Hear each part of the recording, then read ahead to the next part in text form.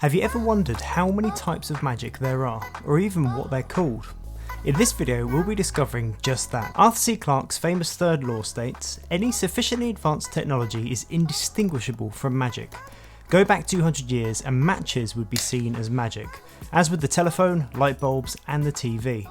Go back just 50 years and the internet, computers and the iPhone would all be seen as magical. As time moves forward, new technologies are invented and adopted by the general population. So how do magicians stay one ahead? And how are they able to continue performing the impossible and mystifying audiences?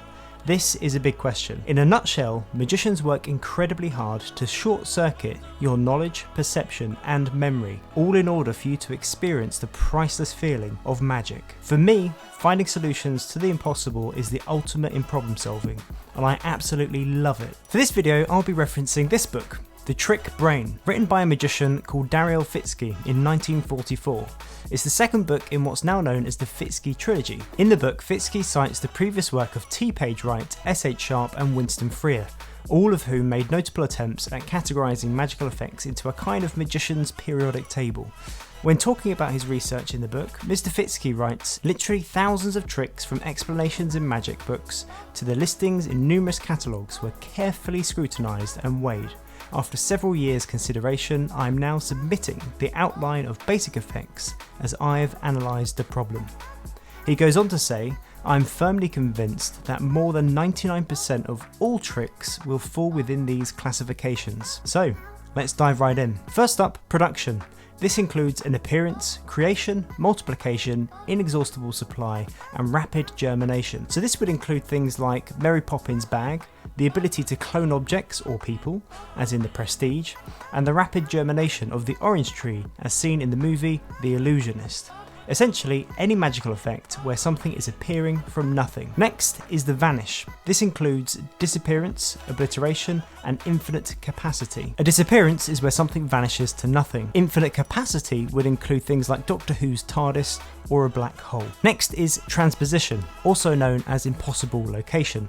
This is a combination of a vanish and a production in a different location. For example, vanishing a person and having them reappear at the back of the room, or vanishing a borrowed wedding ring and having it reappear inside a locked box. This is one of my favourite types of magic, and I've used it many times to create absolutely impossible moments of magic, making a wedding ring appear on the centre of an hourglass, and even inside a light bulb. Next is transformation, a change in appearance, character, identity, colour, size and shape. I'd like to add to this list temperature and the permanent change in weight. Anything where the subject changes or alters from its original state. Heating a cold cup of tea, turning paper to money and shrinking a playing card all fall under the umbrella of transformation. Next up is penetration, one solid through another. It may be partial or complete.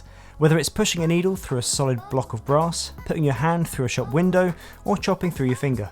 All are classed as penetration effects and hold among them some of the most ingenious secrets in magic. Next in line is restoration, making the destroyed whole, either partially or complete. Sawing a person in half is murder. However, if you decide to put them back together again, it's entertainment. In fact, this year, 2021, is the 100th anniversary of sawing a person in half. First devised and performed by a magician called P.T. Selbit. At the time in 1921, the trick caused a sensation among the magic community and has since been adapted and improved upon by magicians time and time again over the last century. A restoration effect would also include cutting money in half and putting it back together again. Magic. Next is animation, movement imparted to the inanimate. Self-movement or supernatural movement, both seen and unseen, e.g. covered by a box. I find magic that includes some kind of animation, when done well, really captures my imagination. Perhaps it was this scene from the 1986 movie The Golden Child, starring Eddie Murphy, where a young Tibetan monk with magical powers decides to make a Pepsi can dance.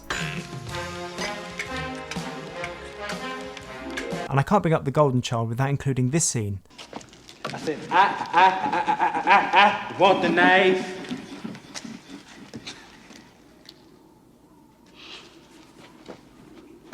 An absolute childhood favourite. Eddie Murphy, legend. Next is anti-gravity. A levitation, a change in weight, or suspension via repelling magnetism. This includes anything that defies the laws of gravity, making an object float or suspend in midair as if being repelled by a magnet from below. Now, I mentioned a change in weight earlier under the category transformation. I think a temporary change in weight belongs here under anti-gravity. However, a permanent change in weight belongs under the category of transformation. It's a small detail, but I think it's an important one to note. Next is attraction. Mysterious adhesion resembling magnetism to any or specific objects. Attraction is an unusual magic effect, and it's not used too often, but it can be rather compelling when done well. There's perhaps some untapped opportunities here for the keen magic inventor. Next is sympathetic reaction. Sympathetic response, a reaction, connection of two or more persons or objects. This is where an unseen magical connection exists between two things. For example, imagine a pile of 4 face-down cards held beneath a glass. Then imagine a separate set of 4 face-down cards. One of this new pile is openly turned face up. The glass is then lifted from the original pile to show the sympathy or the unseen magical connection between the two. This plot has the power to create some very unique presentations not often seen in magic. Next is invulnerability. Injury proof, for example, holding a hand over a lit candle, laying on a bed of nails, fire eating or glass walking. Anything where the magician is seen to have the ability to evade harm, which others would almost certainly experience if given the same treatment. I would include something here, however I don't think YouTube would like it, so I better not. Next up is physical abnormality. Contradictions, abnormalities, freaks, detachment or stretching of body parts or shadows, and invisibility. Anything involving extraordinary human ability such as this, absolute banger. I know, right? That was the first 12. These are all physical in nature, meaning they all involve magic which defies the laws of physics. The next group of magical effects all require audience participation in order for the magic effect to happen or at least come to some kind of conclusion. This final group is divided into 2 smaller groups which come under 2 separate umbrellas. The first of which Fitzkee calls mind dominance. Under this mind dominance includes Spectator Failure, Magician's Challenge, implying the intervention of a magical power, the spectator's inability to achieve something without magical intervention. The classic plot of the 3-card Monte, the 3-shell game, and the famous cups and balls all fall, at least in part, under this category. These are all magic effects where the audience has a free choice, yet the magician is still able to make the magic happen in his or the audience's favour, depending on the plot. This kind of magic requires close attention to presentation and delivery. After all, no one likes a smartass and no one enjoys losing. The second to fall under mind dominance is called control, which includes mind over the inanimate, circumstances where the performer seems to exercise control, such as pouring an array of drinks into a cocktail shaker, mixing them all up and being able to pour any cocktail asked for, or mixing coloured sands in a big bowl of darker water and being able to remove just the red sand in one handful, leaving all the other colours mixed in a mess. Both of these examples demonstrate an impossible level of control that magician possesses. Also, having a wooden duck find a chosen card from a shuffled deck would come under the category of control. This leaves us with the final 5. They are all described as mental in character, meaning they all demonstrate the power of the mind.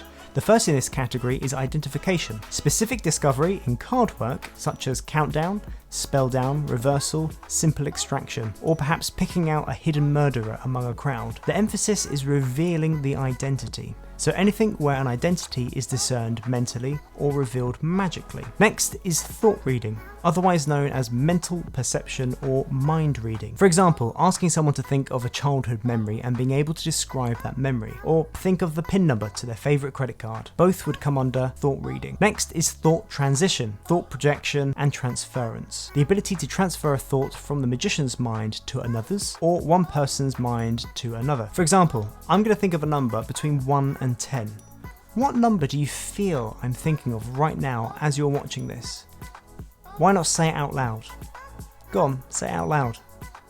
Yes, that's right. I was thinking of 7. Spooky. Let me know what number you picked up on in the comments below. Next is prediction, or foretelling the future. Probably the most used type of magic for TV talent contests is the prediction. It has the benefit of naturally following the dramatic rule of 3. A prediction is made, stuff happens, and the prediction is revealed to be correct or not, depending on how good the magician is. Although almost all magic follows the rule of 3, the prediction is clear, easy to follow, and if correct, the ending lends itself to cueing applause or an audience reaction. And finally, number 19. Extrasensory perception, or ESP, unusual perception other than mind. For example, being able to count a number of playing cards just by riffling them and listening, or being able to see with the fingertips. Or, to quote an example from page 197, a message is written or a picture is drawn, or any sort of record is made upon a piece of paper. Then it is carefully placed between 2 plates of 1/2-inch steel, after which the plates may be welded together. Of course, if you try this, you better make certain the heat communicated to the plates won't consume the paper. Wrap it in a sheet of asbestos. I wouldn't recommend that. Essentially, any piece of magic where the magician is demonstrating extrasensory ability or is able to display incredible feats of interpretation, be it through having superhuman hearing, vision, smell, taste, or touch. Now, just in case you think I've missed anything out here, it's important to note that Fitzkee objects to the inclusion of any feats of skill, either real or faked. This would include memory feats or displays of extreme dexterity. Any demonstration of skill explicitly demonstrates a lack of mystery, and therefore cannot be classed as magic by definition. So there you have it, now you know Fitzkee's 19. Almost every single piece of magic you have ever seen will fall under one of these categories. Some magic falls into more than one, and some magicians mix more than one together to form a string of magical events. If you like this video, consider sharing it with a friend. You might also like this video I made on how I script my magic to make stronger and more meaningful performances. Until next time, in a bit.